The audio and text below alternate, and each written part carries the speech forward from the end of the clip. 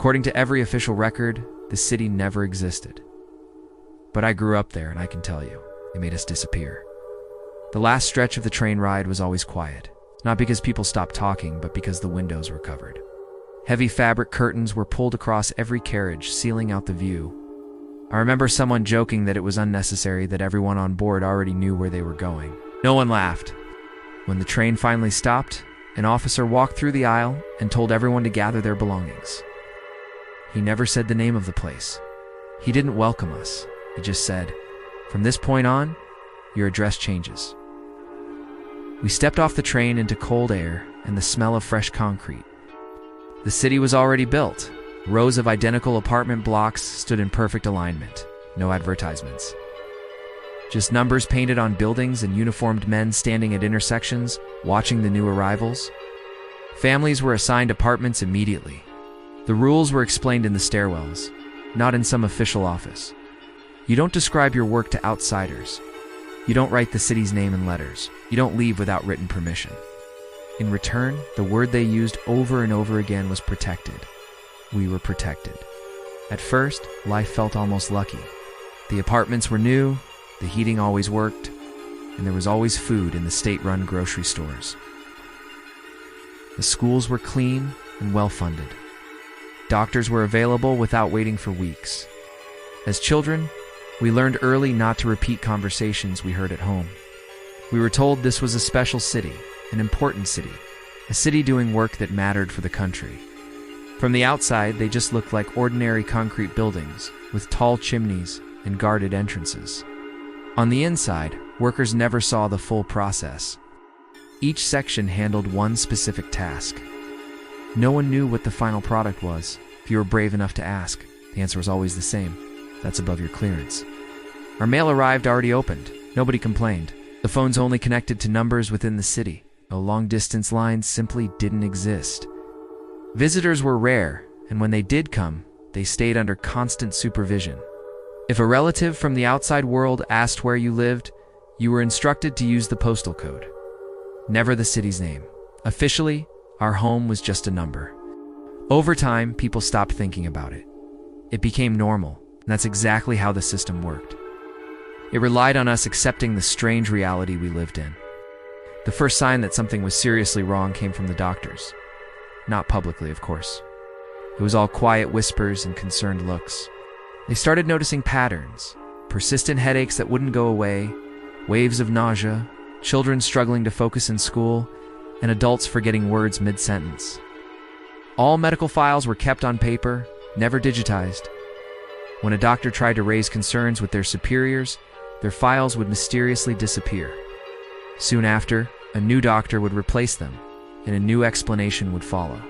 It was stress. It was the heavy workload. It was just issues with adjusting to the environment. And so, life went on. Then, people started disappearing. It wasn't dramatic. It was subtle. Someone would miss a day of work. The next day, their apartment would be sealed. Their name would be scraped off the resident directory in the stairwell. There was never an announcement. No one ever asked questions. We all learned to look away, because asking questions meant drawing attention to yourself, and that was the last thing you wanted. One night, the factory siren didn't sound. The shifts ended early, which had never happened before. Military vehicles rolled through the streets, slow and controlled, with their headlights off. Then loudspeakers crackled to life, instructing everyone to stay indoors and wait for further instructions. Parents pulled the curtains shut. Children were told to sit on the floor, away from the windows. Hours passed in tense silence. Then the knock came. It was a firm, official knock on every door. We were told to pack only essentials, no photographs, no personal documents, and absolutely no questions. Buses were already waiting outside. No destination was given. We were told this was a temporary measure, a precaution. We would return in a few days. And we believed it, because believing it was so much easier than confronting the terrifying alternative. The evacuation happened in complete silence. There was no panic, no screaming, just lines of people boarding buses in the dark, carrying small bags, and leaving everything else behind.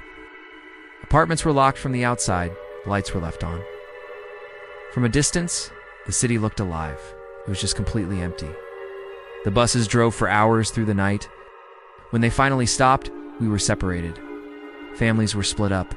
Neighbors were reassigned to different groups. Then they handed back new papers, new birthplaces. If anyone protested, they were calmly told it was an administrative correction. A mistake in the records had been fixed. It was easier to accept that lie than to face the truth, that our entire lives had just been edited. Weeks turned into months. No one was allowed to return. When we asked questions, the answers became colder and more dismissive. There was contamination. The area is unsafe. There is nothing there for you now. Soon maps were updated. City's name vanished from them. Postal codes were reassigned. Hospital records were merged into other districts. Birth certificates were quietly updated. The city wasn't destroyed. It was refiled, buried under layers of bureaucracy. Some people tried to prove it had existed. They brought photographs to government, offices, pictures of apartment blocks, schoolyards, the factory gates. Officials would examine them briefly, then hand them back with a polite but firm statement. These locations do not exist. When people pushed harder, doors started closing. They lost their jobs. Appointments were mysteriously canceled. Eventually, most people just stopped trying. The very systems they needed to fight back were the same systems denying their existence. Years later, satellite images of the area just show empty land.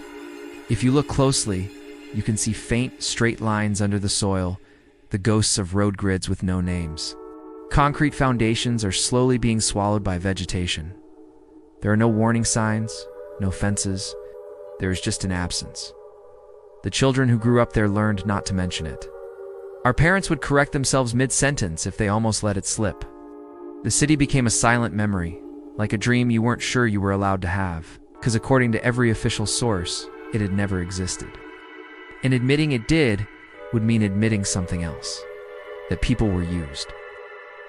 That erasing an entire place from history was easier than explaining what happened there. Today, if you stand on that patch of land, there's no evidence left for anyone who doesn't know where to look. But people like me, we still remember. We remember where the school was, where the siren used to sound, where the factory gate stood. We remember because memory is the one thing that didn't get rewritten, and that's the uncomfortable truth. The city can be erased this cleanly, and history isn't just what happened. It's what survived the editing. If you find stories like this as fascinating as I do, please don't forget to like this video and subscribe for more. Thanks for watching.